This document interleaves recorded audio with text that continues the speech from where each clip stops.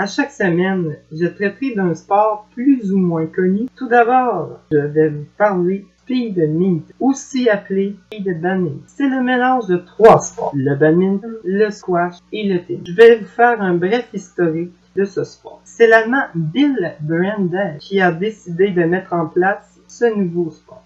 Tanné de jouer au badminton dans une salle. Donc, il a décidé de mettre en place un nouveau volant, plus de vitesse et d'aérodynamisme. Il a également mis sur pied une nouvelle raquette. Cette activité sportive peut se jouer à 1 contre 1 ou bien à 2 contre 2. La dimension des terrains est de 5,5 mètres de chaque côté. La distance qui sépare les adversaires est de 12,8 mètres. Les limites du terrain, c'est la ligne de fond, la ligne de service, la ligne médiane et, pour terminer, la ligne extérieure d'oubli. Ce sport peut se pratiquer à l'intérieur et à l'extérieur. Pour déterminer un gagnant, il faut que celui-ci ait gagné 3 sets. La première équipe qui marque 16 points, soit avec un écart de 2 points, remporte la manche, ou bien le set.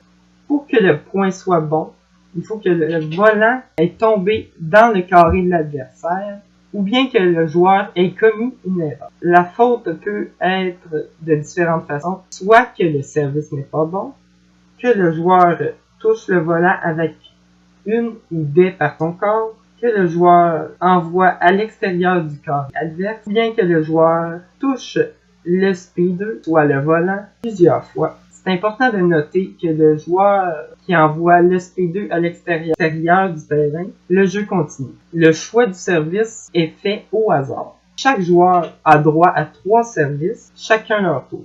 Lorsque le pointage est égal 15 à 15, c'est important que le changement de service se fasse. Il y a 2 façons de faire un service. Soit en envoyant le volant devant le corps, dans le centre du carré, ou bien que le volant soit envoyé par-dessus la tête sur la ligne du trou. Le joueur qui perd le set conserve son service la manche suivante. Les changements côté s'effectuent à chaque fin de manche, soit pour égaliser les chances pour les conditions météorologiques et l'éclairage de la surface de jeu.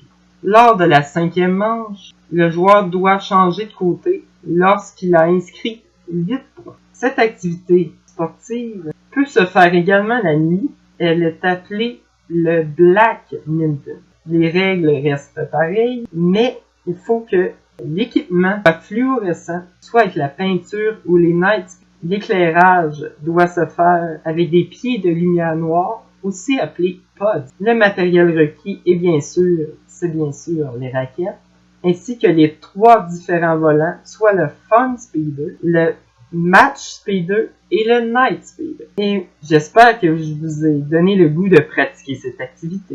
Dès la semaine prochaine, on traitera du DBL Ball. Bonne semaine à tous!